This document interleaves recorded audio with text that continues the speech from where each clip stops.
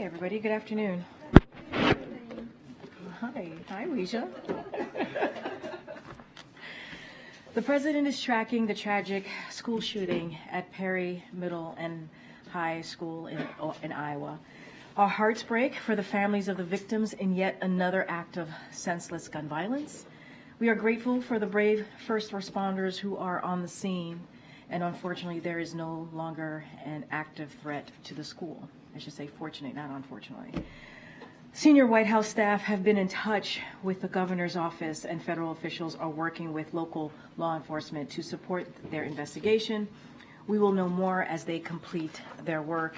It's only the fourth day in the new year, and we are already faced with yet another horrific school shooting. And the question that we ask is, when will enough be enough? The questions that families ask and the victims of families ask is, when will it be enough? When will enough be enough? Our students and teachers deserve to know that their schools are safe spaces and to focus on learning, not duck and cover drills. While the president and this administration have taken historic action to reduce gun violence, more must be done to keep our schools and communities safe.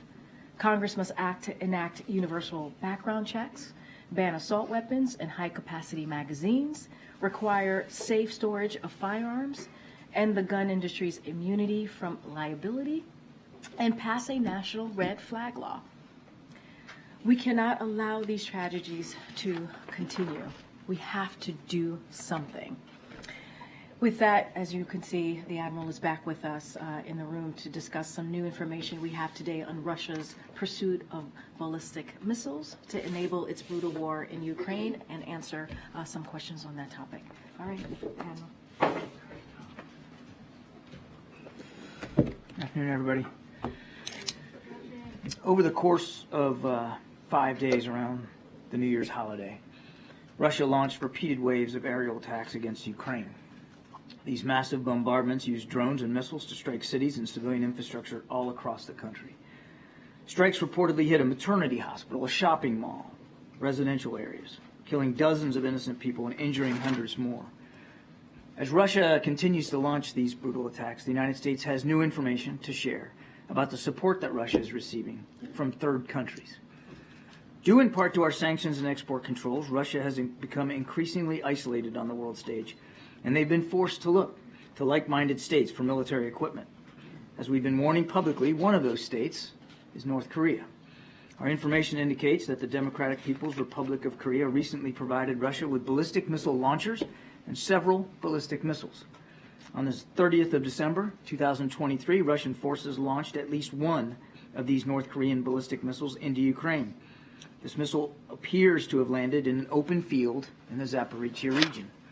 And on January 2nd, Russia launched multiple North Korean ballistic missiles into Ukraine, including as part of its overnight aerial attack. We're still assessing the impacts of these additional missiles. We're releasing a graphic here, which you can see behind me, that documents the launch of these missiles from Russia into Ukraine. And as you can see, the graphic shows the area from which Russia launched the North Korean supplied ballistic missiles on those 2 dates, as well as the impact location inside Ukraine of the missile that was launched on the 30th of December. And as I said, we're still assessing the impacts of the other additional missiles that were launched on the 2nd. We expect Russia and North Korea to learn from these launches, and we anticipate that Russia will use additional North Korean missiles to target Ukraine's civilian infrastructure and to kill innocent Ukrainian civilians. These North Korean ballistic missiles are capable of ranges of approximately 900 kilometers. That's about 550 miles. This is a significant and concerning escalation in the DPRK's support for Russia. Now, in return for its support, we assess that Pyongyang is seeking military assistance from Russia, including fighter aircraft, surface-to-air missiles, armored vehicles, ballistic missile production equipment or materials, and other advanced technologies. This would have concerning security implications for the Korean Peninsula and the Indo-Pacific region. We've also said publicly that Russia is seeking to acquire close-range ballistic missiles from Iran. At this time, we do not believe that Iran has delivered close-range ballistic missiles to Russia. However, the United States is concerned that Russian negotiations to acquire close-range ballistic missiles from Iran are actively advancing. According to press reporting, in September of 2023, Iran's Revolutionary Guard Corps, the IRGC, hosted Russian Defense Minister Shoigu in Iran and showcased its Ababil close-range ballistic missile and other missile systems. This event marked the first public display of ballistic missiles to a senior Russian official visiting Iran since February 2022. More recently, in mid-December, the IRGC Aerospace Force deployed multiple ballistic missile and missile support systems to a training area inside Iran for display to a visiting Russian delegation. We assess that Russia intends to purchase missile systems from Iran. So in response to Russia's activities with Iran and North Korea, we are taking a range of steps with our allies and our partners. First, Russia's procurement of ballistic missiles from the DPRK directly violates multiple UN Security Council resolutions. We will raise these arms deals at the UN Security Council alongside our allies and partners, and we will demand that Russia be held accountable for, yet again, violating its international obligations. Second, we will impose additional sanctions against those working to facilitate arms transfers between Russia and the DPRK and between Russia and Iran.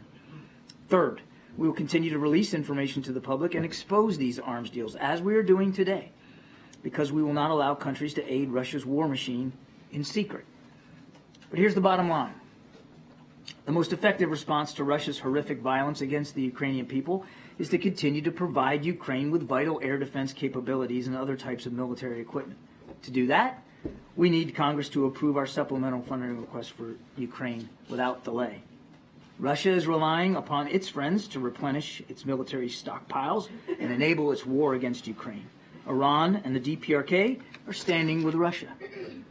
Ukrainians deserve to know that the American people and this government will continue to stand with them. So it's critical that Congress meets this moment and responds by providing Ukraine with what they need to defend themselves. The time for Congress to act is now. Thank you. Thank you. John, can you talk a little bit about how you obtained the information? Where did it come from? And then also, do you have any idea whether there are more that Russia has more from the DPRK coming as well, or have they sort of exhausted DPRK and now they're moving on to Iran? So on your first question, I think you understand, I have to be very careful here. We have been able to downgrade this information to provide to you today. As you know, intelligence is a mosaic, and we get information from many different sources that are corroborated and knit together to create the fabric that you saw today. So I'm not going to really be able to go into great detail about all the pieces that helped us put this together, but it was a wide range of intelligence sources over a period of time. As for their inventory now, again, I want to be careful here, but I would just put it this way, that we haven't seen anything that would tell us that Russia is not still reliant on munitions and missiles from North Korea. And as you remember, we also downgraded some information months ago about their procurement of artillery shells. So this is a relationship that has been ongoing, and we're obviously deeply concerned that it appears to still be in force, and that's why we're going to take those actions here at the UN. And in regards to Iran, how close is Russia to obtaining or to purchasing missiles from Iran? All I can tell you is what I said at the top, which is we have not seen them consummate a deal for close-range ballistic missiles. Go ahead, Michael. Admiral, I think you said in your topper that you sort of attributed part of the reason that Russia is having to go to these sources to the success of American sanctions aimed at their domestic production. But in our reporting suggests that there is intelligence that the domestic production of missiles inside of Russia has largely recovered, and in fact now the daily production of missiles inside Russia by Russia's own manufacturing system now exceeds what it was pre-war. So how much does the U.S. government believe they really need these North Korean and Iranian systems, or is it just that is the sort of more scary part, that they're getting some different systems than they have the capability to build? Or what difference does it make that they're getting them from North Korea if they have the production capabilities to do it themselves? Well, there's awful lot there, Mike. So first of all, it's not just U.S. sanctions and export controls. It's really an international effort to put pressure on his war-making ability, and we do believe it has been effective. I mean, he's now out able to produce Iranian-designed drones on Russian soil because of this deal he's got with Iran. And as we've talked about, he's going to countries like North Korea for additional munitions, missiles, and artillery shells. I can't speak to the degree to which his defense industry has somehow managed to overcome the pressure. I would argue that we don't believe that it has fully circumvented and been able to thrive under the international economic pressure that he's under. We still believe that the export controls and the sanctions that we and our partners have put in place have had a detrimental effect on his ability, his defense industrial capacity. That does not mean that he hasn't tried to improve and increase that capacity. He has. We've talked about this many times. I mean, his war-making machine is still capable. And to the last part of your question, it's not.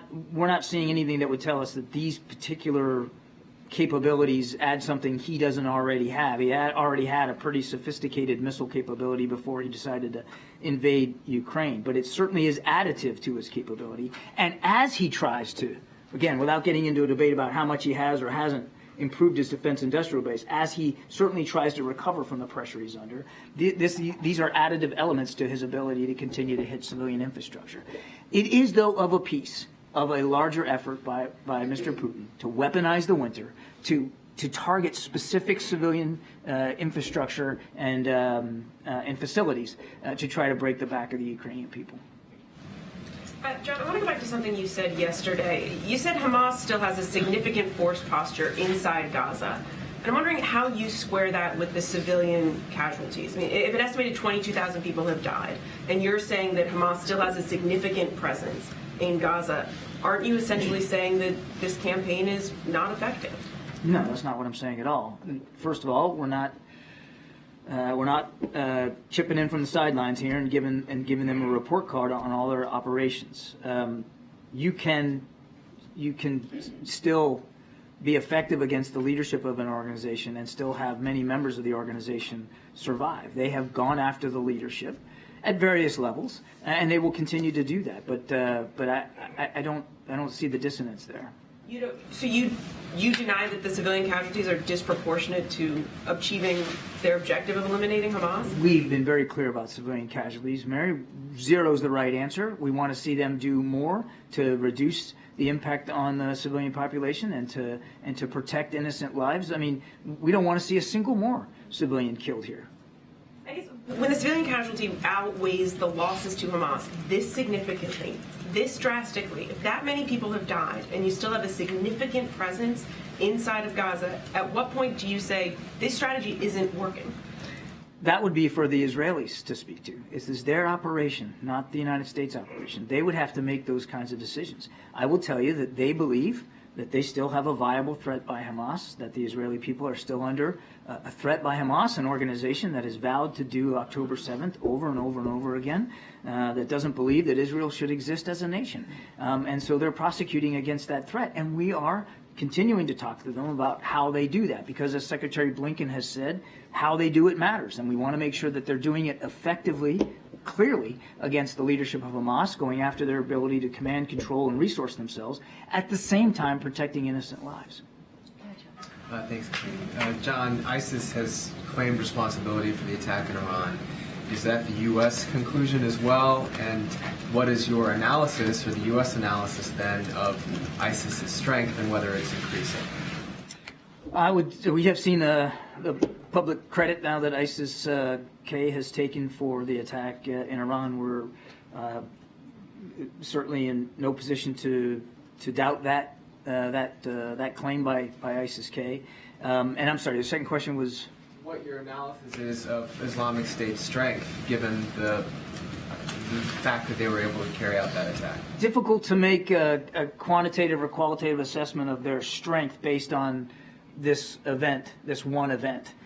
I would just say what we said before, which is ISIS-K does remain a viable terrorist threat. Certainly, they are largely based out of Afghanistan. That's where they headquarter themselves, and they continue to pose a viable terrorist threat to the people of Afghanistan and obviously to the region. Is this, I guess, a sign that that threat is increasing? Is that level of threat going up? Jeff, I don't think we can make that call right now based on this one attack. It's it would be imprudent to say, well, based on this one thing, that means that they have exponentially improved their capabilities or their resourcing to a certain degree. I just don't think we're at that point. We've long said and maintained that they remain a viable terrorist threat. Thank you, Karine. Thanks, John. Yesterday, you also said once again that you expect Israel to operate within the boundaries of humanitarian law. But the last time I asked you whether the U.S. had assessed whether it was doing that or not, you said you did not know of any assessments. Has that changed? And if it hasn't, is it just an honor system that the U.S. will take Israel at its word that it is not breaking any war crimes? I think you're conflating a couple of things. The question I got yesterday was about speculation that the Israelis conducted an airstrike in Lebanon to kill a senior Hamas leader, accounts that I'm still not able to confirm. And what I said was they have a right and a responsibility to go after Hamas leadership. They've said that they're going to do that, same kind of tactic that we would and have approached against groups like ISIS and Al-Qaeda, but we expect them to do it in accordance with international law, is what I said, and that was the context with which I said it. It wasn't about civilian casualties. It was about a proposed airstrike, a reported airstrike in southern Lebanon. Now, to the thrust of your question, we continue to talk to our Israeli counterparts about, again, the manner in which they're conducting military operations, and with the foremost in mind, the need to protect innocent civilian life. And as I have said before, we have seen them act in ways that demonstrate that they are making an effort. That doesn't mean that more can't be done or more shouldn't be done. We don't want to see a single more innocent civilian life taken. But they have, for instance, they have reduced their reliance on airstrikes.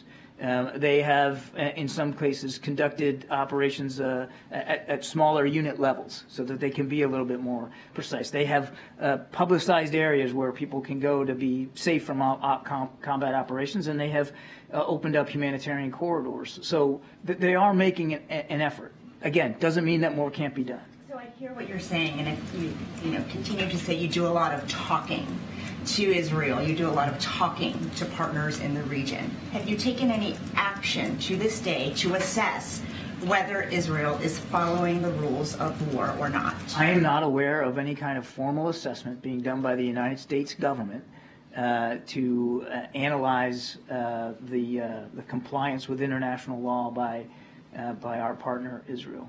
Why not? And how can you be sure then that the weapons and resources that the U.S. is supplying is under those guidelines? I would just tell you that we have not seen anything that would convince us that we need to take a different approach in terms of trying to help Israel defend itself. Thanks, Tom. Admiral. There was a strike in Baghdad today that killed a military commander of a pro-Iranian group. Just wondering if you can confirm whether the United States was responsible for that strike. I think I'm going to refer you to the Department of Defense on that one. But didn't you ask me yesterday about Palestinian taxes? I did not. Somebody did. I'll take an answer. Yeah, but I actually, if you don't mind, I screwed this up. I screwed this up yesterday. So I was asked yesterday about whether we think Israel should agree to the Norwegian plan that would allow taxes that Israel collects for the Palestinians to be transferred to the PA. This is Palestinian money. We've been clear that those revenues should be released to the Palestinian people. I got it wrong yesterday, and I just wanted to correct the record. Thank you, Karine. Just quickly, John, on the strike in Ukraine, is the fact that the North Korean missile landed in an open field indicative of a failure of the missile of some kind? Yeah, I think it's just too soon to know that. We don't have any specific data analysis that tells us it was a failure of the missile. Could have been a targeting issue. Could be a missile malfunction. might be a result of poor operational factors, whether or not the crew was properly trained how to fire. We just don't know. I mean, thankfully, all it did was put a hole in a field. But I would remind that on the 2nd of January, there were additional multiple North Korean ballistic missiles fired into Ukraine. And as I said in my opening statement, we're still doing the assessment on the damage that they caused. On the attack, or on the warning to the Houthis, from that list of nations, can that be read as anything other than threatening to attack in Yemen?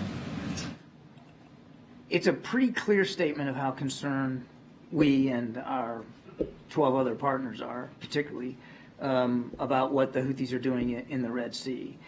We don't telegraph our punches one way or another, but we take these attacks very, very seriously. The impact that they're having on international commerce and free shipping, and we're going to keep doing what we need to do to protect our interests. Is there anything you can tell us on what the menu is of the list of consequences that could be possible? I'm not going to get ahead of where we are right now. Again, I think that was a pretty clear statement about our interests and about how seriously we're taking this threat. And as the statement said, the Houthis will be held accountable for the consequences. Thank you, Karine. John, Iran made 2 transactions withdrawing from the previously frozen funds in Oman. What were those transactions for? I don't have the details on that, Jackie. You're going to have to let me get back to you on that. Okay. I let the office know before that I was looking for this question, so I hope to get one today. Sorry. Okay, I'll come back to you with that. Sure, of course. More broadly, I guess, is the administration at all reconsidering its decisions to finance Iran indirectly by allowing these sanctions waivers to go forward, given the level of proxy attacks that we've seen? The finance, or you mean by... Well, it's from humanitarian aid, exactly, right? Yeah. But we had these 2 transactions I'm talking about, and I'm hoping we can get an answer on what they were for, but the Assistant Treasury Secretary for Terrorist Financing and Financial Crimes was testifying about this to a House subcommittee and said that any details, about those transactions would have to be provided in a classified setting. Why would we need to have that information be behind closed doors when that money is supposed to only be for humanitarian purposes? It should be, transparent, I would think. And I know the administration also sort of quietly reversed its decision to allow, withdrawals from the $6 billion that was freed up for the prisoner swap. But after that decision, the $10 billion, the waiver was extended for the $10 billion. This was the money that was payments for electricity in Iraq. So anyway, given the level of proxy attacks and the availability of these funds, is the U.S. reconsidering these sanctions waivers? With the caveat that I'm going to have to get back to you on whether or not there's actually been some sort of procurement request by the Iranians for the humanitarian assistance. I just don't know the answer to that.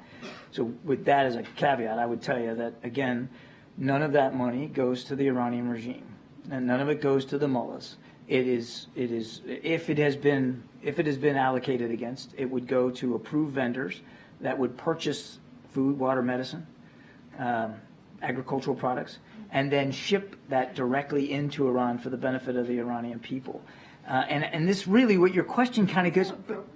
Given the behavior of the state right now, we talked briefing with this news about. Our issue is not with the Iranian people, and it's difficult to square anybody having a problem with the Iranian people getting food, water, medicine, and agricultural products so that they can subsist. It's not as if, and this is where I was getting to on the fungibility argument, which is kind of what your question is getting to.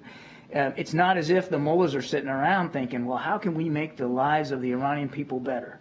Let's get them more food, water, medicine. They're not making that choice. What they're doing is investing in missile technology and helping Ukraine kill innocent helping Russia kill innocent Ukrainians. So it's not, the fungibility argument just doesn't stand up. It's not like it frees up money that they were going to use on food and water that now they're going to go buy missiles with. They've been focusing. That's exactly what it does. Well, and I would argue that the critics are incorrect. It's the mullahs, the regime in Iran has been doing that consistently over multiple presidential administrations, Republican and Democratic. They have hegemonic ambitions in the region, and they are a destabilizer in the region, and they have been investing a lot of money into advanced military capabilities to try to push forward that vision. It's not as if they've been prioritizing the Iranian people, and this money, these funds are designed for the Iranian people and for their benefit only. One very last question. Can the administration name a single lawmaker who has called to reduce the number of Border Patrol agents? A single lawmaker that has called for I would argue, as I think Karine has talked about this. I mean, in the fact that they voted down proposed legislation that would, at the president's urging, increase the number. So just by dint of the sheer numbers and the votes, the House Republicans have said they don't favor increasing the number of border agents. And you heard Speaker Johnson down at the border yesterday. That they're not interested in moving forward on the president's national security supplemental, which had $6 billion in there, much of it designed to get us another 1,300 border agents. The 2,000 Border Patrol agents being eliminated, I think that's a reference to the House DHS appropriations bill, which was obviously not taken up by the Senate. They had a CR, but that very bill, I mean, Republicans say that it actually would have increased the number of Border Patrol agents because it was going to eliminate funds for climate change and clean energy programs. I mean, the White House even issued a statement at that time saying that those cuts to those programs would be, unpalatable to the president. But this is sort of the first time I've been hearing this claim about eliminating 2,000 Border Patrol agents, painting a picture like we're short 2,000 at the border when, in fact, that didn't happen. When the proposed legislation has additional border agents in it and House Republicans voted down, I'm not sure how else you want to take that. All right, go ahead. Give me 1 second. On Ukraine, what options has the White House or the administration reviewed to get aid to Ukraine if Congress can't deliver on the supplemental request? And as these talks are ongoing, what conversations is the U.S. having with its allies who are also supporting Ukraine? Is it creating any concern on their part if Congress can't deliver on the $60 billion? Without question, our allies and partners are watching what we do here. U.S. leadership matters a lot when it comes to being able to support Ukraine. Now, they'll have to make their own decisions. They're sovereign nations, too. As they have over the last 2 years, they will going forward. We obviously want to be able to continue to support Ukraine for ourselves. We certainly want to see our allies and partners be able to do that as well. But they could speak to the degree to which they're going to be willing going forward based on what we do. But the whole world's watching what we do. You know who else is watching is Vladimir Putin and President Xi in Beijing. They're watching too, whether or not the United States really will prove to be a reliable partner. Now, as your first question, as I said yesterday, we delivered or announced this distribution of the final security assistance package for which we had replenishment money left to provide on the 27th of December.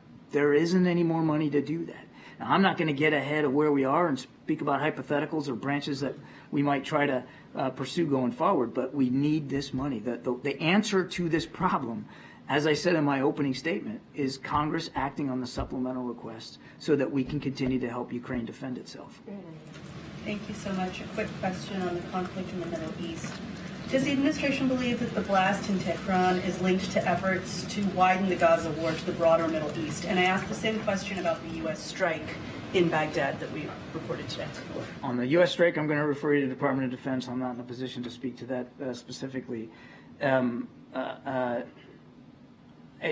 haven't seen anything that indicates there's a direct link to what's going on in Gaza and with the attack in Iran on the anniversary of Soleimani's death. I haven't seen anything tangible that would tell me that there's a link there. And then while Ukraine waits for replenishment of its air defense systems, are you worried that Russia could destroy some of its batteries, like the Patriots and then NASAMS and whatever they're called? And how is that a priority to replenish them once you get the funding? We would absolutely prioritize air defense capabilities with additional funding that we expect to get for Ukraine, or we hope to get for Ukraine. Yes, air defense would be top of the list. Thank you. On Iraq, John, how do you balance going after militias who threaten the U.S. Presence within the coalitions in Iraq with a diplomatic standoff with the government that considered a partner, since they accuse the U.S. of violating sovereignty after going after the Nujaba movement today in this strike? Again, I can't speak to the specifics of this particular strike. I would just tell you that, first of all, we're grateful for the continued support that we get from the government of Iraq. We are an advise and assist capacity only to help Iraqi security forces continue to go after a still viable ISIS threat in Iraq. And that partnership continues. Unlike Iran and the IRGC, we actually respect Iraqi sovereignty, and we take that seriously. You know what else we take seriously? Defending the lives of our men and women in uniform who are in Iraq, at Iraq's invitation, to help them get better against this terrorist threat. We take that seriously, too. We have a right and a responsibility to make sure that they are well defended. And as the President has said, we'll continue to do what we have to do to protect our people. You said that Israel conducts this war and you want to see zero civilian casualty. Many believe that without the U.S., Israel cannot conduct this war because you support them militarily, you shield them at the UN Security Council. So you have huge leverage over the Israelis how they should conduct this war, especially that we've seen cabinet ministers attending a war cabinet in Israel, which we haven't seen before with other allies. So would you say that you actually can help to push more to reduce the number of civilian casualties, to increase humanitarian aid to Gaza, considering that aid organizations are saying that by February, Gazans are facing famine in the 21st century? First, let me say we're very mindful of the humanitarian crisis that exists in Gaza, whether it's food, obviously medicine, water.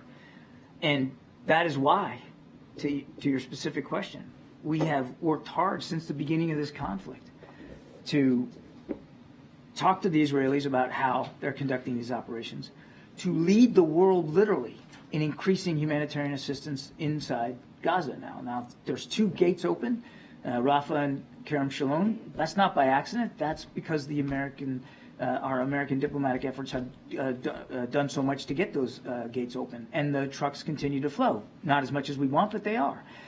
We're leading the world in terms of trying to make sure that we can alleviate that humanitarian suffering in Gaza. And that takes a lot of tough conversations sometimes with our Israeli counterparts, but we're not shying away from that. Secretary Blinken is literally on his way back to Israel today as we speak to have these continued conversations with our Israeli counterparts.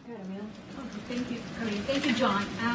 About Chinese spy balloons, Taiwan Defense Ministry stated yesterday that they spotted several Chinese balloons over the island.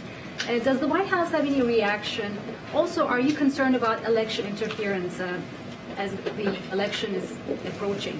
Yeah, I'm not in a position to confirm reports about balloons over Taiwan. I'd certainly refer you to officials in Taiwan and to Beijing to speak to that.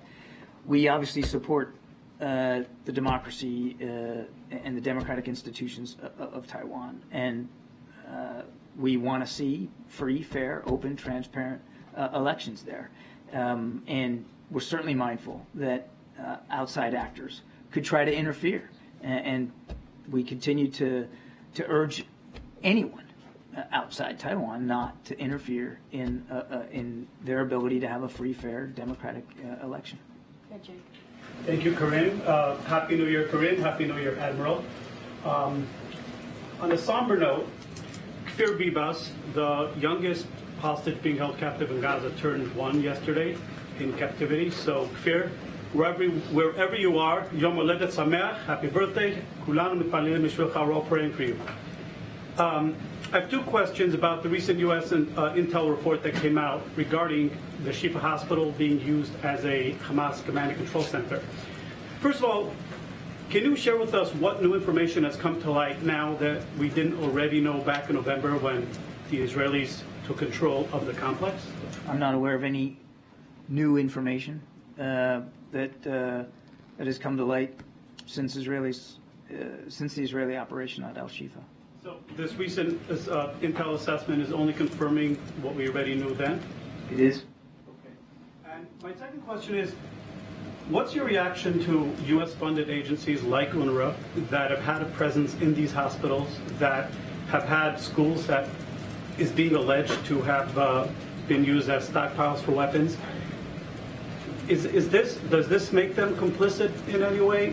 How does the administration view this? And is there any way that you plan on adjusting your strategy moving forward as far as dealing with UNRWA and other such agencies? UNRWA, the UN relief agency, does important work. In fact, they're doing a lot of heavy lifting right now in terms of trying to get food, water, medicine to the people of Gaza all up and down the strip. They're doing a lot of work, and they're doing it in harm's way, very much so in harm's way. And you can't hold them accountable for the depredations of Hamas and the way Hamas uses civilian infrastructure, including hospitals, for command and control, for storage of weapons, for the holding of hostages. Shouldn't they at the very least raise the alarm if their own facilities are being used in a military? Look, I'll let the UN speak to their agency and what alarms they want to raise or not. We gave them $1 billion. They do good work in Gaza, and they are important to helping get the humanitarian assistance to the people of Gaza. And we're grateful for that work that they're doing, very much in harm's way. I'll let them speak to whatever concerns they have over Hamas's activities and the degree to which that they feel obligated to speak out or not. It's not some state secret here that Hamas hides itself in hospitals and schools and digs tunnels under residential complexes and neighborhoods. I mean, this is what the Israelis are up against, a group that absolutely doesn't abide by the laws of war and has no compunction about putting civilian lives in greater danger. If I could ask you very quickly, John, about the U.S. service member's mother and uncle who were safely freed thanks to a rescue operation from Gaza. It happened in the last several days. I know the U.S. military was not directly involved in this. Can you tell us what role the U.S. played in any way, how this came to be, how the White House became aware of the situation? What, if anything, can you tell us about those circumstances? Yeah, Peter, well, first of all, we're glad they're out. I'd couch this more as part and parcel of an ongoing effort that we have had, working with Israeli counterparts and the Egyptians to allow for safe passage of Americans out of Gaza. I mean, this is part and parcel of that larger effort. So this being related to a U.S. service member didn't make it any different than any other American you would be trying to get out? Because it's not clear. I think the uncle was a U.S. citizen. It's not clear that the mother was. I just didn't know if there was any unique circumstances here. No, certainly considered them for all intents and purposes, of course, considered them Americans, and we're glad that they're out. There was no U.S. military involvement here. This wasn't some sort of special operation to get them out. Understood. Then if I could ask just one other separate question. Would the U.S. support Israel if it pursued and killed members of Hamas leadership in another country within the bounds of international law, say if it happened in Qatar? I don't want to get into specific hypotheticals here. We could go down the responsibility to do it as long as it's within international law. So would that also apply to Qatar? We could go down a lot of rabbit holes here, Peter. I'm not going to get into hypotheticals. As I said, they have a right and responsibility to go after Hamas leadership. Our expectations are that they'll do that in accordance with international law. Can you just add a little bit more detail on Russia? Can you say how many ballistic missiles Russia is hoping to get from Iran? These are close-range ballistic missiles that you're talking about. I don't have that level of detail. We don't believe a deal has been consummated, so it's difficult to get into too much detail beyond that. And you said that there are several, that Russia has received several ballistic missiles from North Korea. How many are remaining that could still be shot into? Yeah, that's the question, sort of a similar question to what I got before. I'm not at liberty to go beyond the information that I was able to give you at the top here. Okay? Appreciate it. Thank you so much. Thank you, John. Thank you. Thanks, Admiral.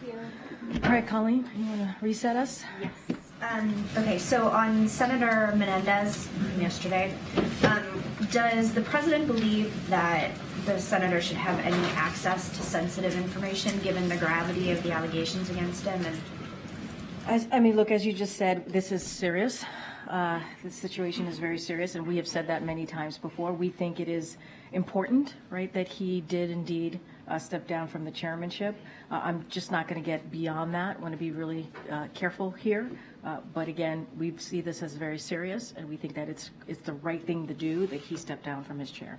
As the leader of the party, should the president be calling for the senator's resignation? I'm just not going to get beyond what I just said. And what we believe as far as anything else, whether it's resigning or anything else that's related to Senator Mendez and his role and him as a senator, obviously, in Congress, that's something for the Senate leadership to decide.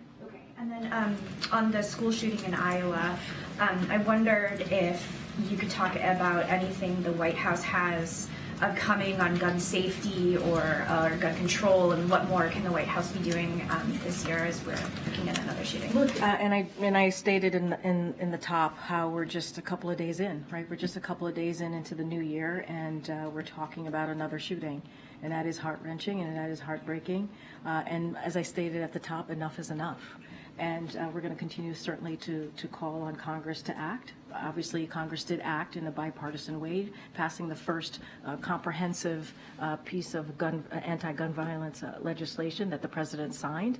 And so we are happy that we got there, and the president obviously has taken more action than any president in his first 2 years, signing more than 24 executive orders to deal with this epidemic that is the #1 killer of our kids. And so, look, we have to keep doing the work. And what I can say is just last month, we hosted the largest ever White House convening of state legislators to discuss actions that they can take to end this epidemic of gun violence.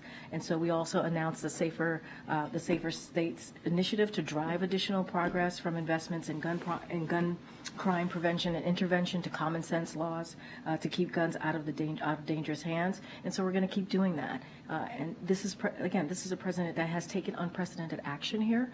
We're always going to look for other ways to deal with this. We've started, obviously created the first anti-gun violence office, which is incredibly important. It's helping communities it's going to help communities like the community in Iowa, but also we also have to implement these more than 24 executive actions that the president signed into law. Okay, JJ.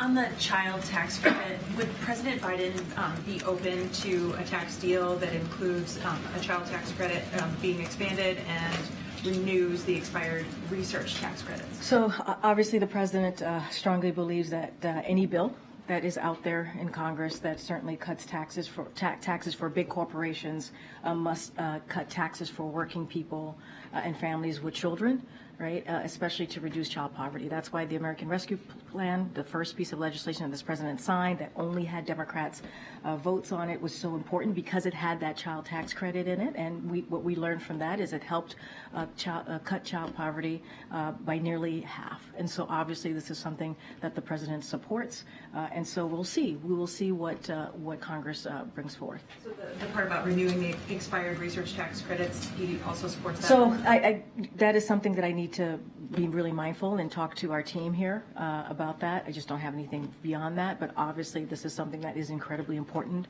to the president. We want to make sure that what bill comes out, if there is a bill that comes out in this legislative session, as it gives tax cuts for big corporations, that it must also give tax cuts for working families. That is something that we have seen from this Congress in the last legislation putting forth those types of bills, and so that's what the president would certainly want to see. Thank you, Karine. On the southern border, in an interview with CBS News, House Speaker Johnson said on his first day in office, President Biden came in and issued executive orders that began this chaos. Did any of the administration's policies contribute to the record number of border crossings? What I can say is this. On his first day in this administration, the president put forth a comprehensive immigration piece of legislation to deal with a broken system. That's what the president did, to deal with a broken system. We were just a couple of weeks away of 3 years ago that legislation that he put forward to Congress to actually deal with an issue, right? And so that's what I can say. The president understands that there's a problem at the border. He put forth on his first day something to deal with that problem. And what we continue to see from Speaker Johnson and Republicans, House Republicans, I know Jackie asked a question about something that I said yesterday in May, and I'll repeat it. I repeat what I said yesterday. In May, House Republicans decided to vote on a bill that would cut 2,000 Border Patrol agents at the border. That's what they did. That's what they did. And they continue to obstruct and get in the way of of the president wanting to move forward with a supplemental that includes border security. They're getting in the way of it. They are. While Senate Republicans and Democrats in a bipartisan way are trying to find a way, a bipartisan agreement to deal with border security, you have House Republicans who left. They left in the middle of December, and I think they come back next week. Maybe they'll get some work done. Instead, they're playing politics. So is that a no? Look, what I can say is what the president has done. I'm not going to speak to data. I have not seen any data that would show this, so certainly I can't speak to that. What I can say is the actions and what the president has done and how seriously he has taken this on his first day, understanding that this system has been broken for decades. This immigration system has been broken for decades. Under a Republican president, under a Democratic president, it has been broken. As negotiations continue, are there any red lines for the White House when it comes to negotiating what Republicans are demanding when it comes to policy? Look, I'm going to stay consistent here. I'm not going to negotiate from here, from the podium. I'm going to let folks who are negotiating, the senators, both on the Democratic side and obviously on the Republican side, who are negotiating this. Obviously, we have been involved. They've been talking through the holidays. We really appreciate their efforts here. We think we're headed in the right direction, and so it is best from this podium to not get involved and not inject myself into the conversation, and so we're going to let them do their job. Thank you. Okay. On House Republicans and getting this supplemental request passed, House Republicans have made clear to this point that they are not interested in signing off on a border deal, anything short of H.R. 2, which they passed. So is there any outreach from the White House to House Republicans to try to get the supplemental across the finish line and get a deal? They went home in December. They literally went home in mid-December. That's what. Is there a miscalculation by the White House to not be in touch with House Republicans who are necessary to get this? We're in regular touch with Senate Republicans who are at the table with us, with other Democrats in the Senate, having a real conversation about a bipartisan agreement. They're talking for themselves. They basically took action by leaving in mid-December while the Senate side was actually having conversation to deal with an issue.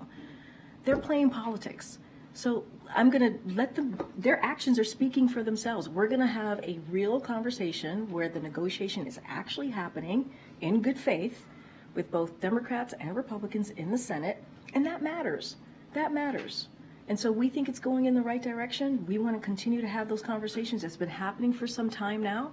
And so we'll let them put something forward, and we'll move from there. Lastly, though, but if House Republicans are slamming White House immigration policies, why is the White House not in touch with those Republicans who, again, would need to approve of a deal to get the critical supplemental request that you've talked about? I'm not saying that we're not going to have, at some point, we're not going to have a conversation with House Republicans. That's not what I'm saying. I'm saying that their actions have proven to everyone where they stand on this. So we're having a productive conversation with Senate Republicans and Democrats to find a bipartisan agreement, because we understand the system is broken. It's been broken for decades, the immigration system, and that is important. Let's not forget, this is a president that has been able to come together with Republicans and put forth hundreds of bipartisan agreements, legislation that have been turned into, that he signed into law. That's something that he understands how to do. His team understands how to get that done.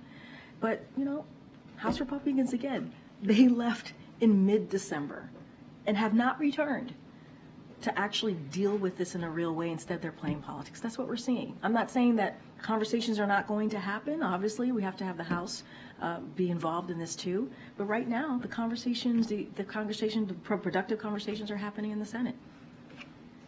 Just based on that last answer, has there been a breakdown in the relationship between the White House and the House? I wouldn't say there's a breakdown of relationship. What I will say is just we're calling out what we're seeing. We're calling out what we're seeing.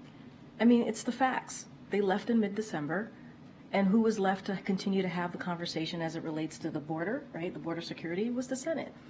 And when we've had and we're having conversation with both Republicans and Democrats in the Senate. I have two completely unrelated questions. Sure. Apologies for Nope. hogging time. No apologies. Go for it. The president did have this lunch with historians, and I'm wondering if there are any details you can share about that, and also, like, what about this particular moment has him reaching out to historians? So look, the president has done this before. Here's something. Okay, I heard a voice. No worries, Jackie. I thought I was hearing things, but I'm not. I was like, I'm the only person that's hearing it. Okay. Okay. You and okay. Okay. So look, the president tends to, and he's done this before. He's met with historians before ahead of an important national moment, which we're about to see. Certainly as it relates to January 6th. And he met with these historians, a diverse group of historians, to hear from them, to hear directly from them on their thoughts about our democracy here in this country and abroad. And the president felt it was incredibly important to hear from this diverse group of historians. And again, he's done this before. It's not the first time. And so it also, I think this says a lot about how the president sees things more broadly. He believes in hearing from a diverse group of people, hearing different voices on policy issues, and certainly something as important as our democracy. And that's what you essentially saw from this president yesterday. And then just one more thing. How concerned is the president about what appears to be a pretty botched rollout of the federal financial aid form? It was due to be out in October, then it was a drop-dead deadline at the end of the year. Now there's this soft launch that is going quite poorly, and there's like hundreds of thousands of American families trying to figure out paying for college. So look, I do want to take a little bit of a step back here and just lay out a little bit of what we've been able to do over the weekend. So they, as you stated, they initiated the soft launch, the Department of Education, with the goal of ramping up volume over time to monitor the site performance and create a better experience, obviously, for students and families. And so this is consistent with us trying to put forward best practices. That's what you're seeing here. And just the other night, more than 400,000 applications had been completed, so that's important. The application opened at 8 a.m. on that yesterday, and it will be open for the majority of today, obviously. And so this a better application process will make college more affordable and a reality for more students. That is what this administration fights for every day. And so obviously the Department of Education could speak more specifically on details, but this is part of our best practices. We're trying to do our best to make this process easier for families and students. And so, look, it's going to take a little bit of time, right? It is, but they've been working through it. The Department of Education has been working through this through the weekend, and so we're seeing some better improvements here, and I think that's important. And I didn't get to you. Go ahead. Could you give us some more information about the president's talk tomorrow, his visit to Valley Forge, which was pushed up from Saturday? Say that last part? It was pushed up from Saturday because I guess we're going to have a snow. Yeah. So as you heard from the campaign, I just want to be careful because this is a campaign event, so don't want to get too far ahead of the president. Obviously, the campaign could share a lot more details about the trip tomorrow, and as you just stated, it was meant for him to be there on the actual day of January 6th because of the weather, potential weather conditions. He's going to be there tomorrow on Friday. So what I will say is that and the president has said this many times before, January 6th was an unprecedented, certainly attack on our core principles in our democracy and the rule of law in our Constitution. And so this is something that the president takes very seriously. And so, and let's not forget, January 6th cost the lives of police, injured many police officers, and inflicted bodily harm on many people. It was a sight that was horrific. We saw a Confederate flag flying in the halls of the Capitol, and that's what we were dealing with. It was disrespectful to our Constitution, an attack on our democracy, and the president, and let's not forget, these are values that we hold very close as a country, as a nation. And so the president's going to continue to speak about this. He's going to continue to be very vocal about this, and so certainly you'll hear that from the president, but I want to be really careful because it is a campaign political event, so I don't want to get too far into Why it. the choice of Valley Forge as opposed to He'll doing speak the more to that tomorrow. I'll let the president speak to that. All right, go ahead, Karen. The NAACP and community leaders are decrying a ruling from a judge in Jackson, Mississippi, a predominantly black city in the capital of Mississippi, that would allow state leaders to appoint a judge and prosecutors as opposed to the residents being able to elect those that judge and prosecutors. They say this is racial discrimination and the issue of democracy. Does the White House have a position on this ruling? So as you know, it's an ongoing litigation, so I want to be careful we don't comment on ongoing litigations. But while the federal appeals court temporarily halted this decision from moving for now, it's important that every state respects the democratic process and the will of the people. That is something that the president believes. And the denial of self-governance is an affront to the democratic values on which our nation was founded. And so the people of Jackson, certainly like any other American across the country, they deserve to have their voices heard. That is important. That is something that the president believes, certainly, and also the vice president and the rest of the administration believes. But so I'll leave it there because, as you know, the litigation is continuing. Tomorrow's job report will come out tomorrow. The White House has touted a lot last year's record low black unemployment rate, but that only tells one part of the story in terms of the black economy. While black wealth has increased, so has the racial wealth gap. Home ownership for black Americans continues to be at just as low as it was in the 1960s, and the price of homes is still pretty high. Are there any indicators that the White House can point to that suggests that the economic conditions for black Americans will improve this year? Yeah, so I have a couple of indicators that I'm happy to go through with you. I'll say this at first, though. The president has talked about investing in America. He talks about his Bionomics plan and how it helps all Americans and make sure it doesn't leave anybody behind. And one of the things that, as part of that, one of the things that the president has done with his plan is make sure that we invest in black communities. That is something that the president finds to be incredibly important so that we do not leave communities behind. And you saw the president go to Milwaukee, Wisconsin, where he visited a black small businesses and talked about how black small businesses have been essentially growing under this administration, and that's important. And by millions, the numbers by millions more broadly on small businesses being created on this administration. So that's important. So a couple of things that we saw data because of the American Rescue Plan that the president signed, the first piece of legislation that he signed that only Democrats voted for in Congress. We've seen a couple of things. Over 2.5 million black Americans have gained jobs, and the black unemployment fell from 9.2% to 5.8%. Black wealth is up at a record 60% since 2019. That's something that you just stated in your question to me. The number of black households owning a business has more than doubled since 2019, and black business ownership is growing at the fastest pace in 30 years. And something else, too. There's 2/3 of new clean energy jobs are in communities of color, including nearly 60,000 in black communities. And let's not forget the insulin cap, right, for our seniors that the president was able to get done under the Inflation Reduction Act. That's going to have a huge effect on black communities as well. So these are the actions that the president has been able to take through legislation, right, very, very important legislative actions that we have seen communities like the black community be able to see an investment in their communities and also not be left behind like they have been for decades.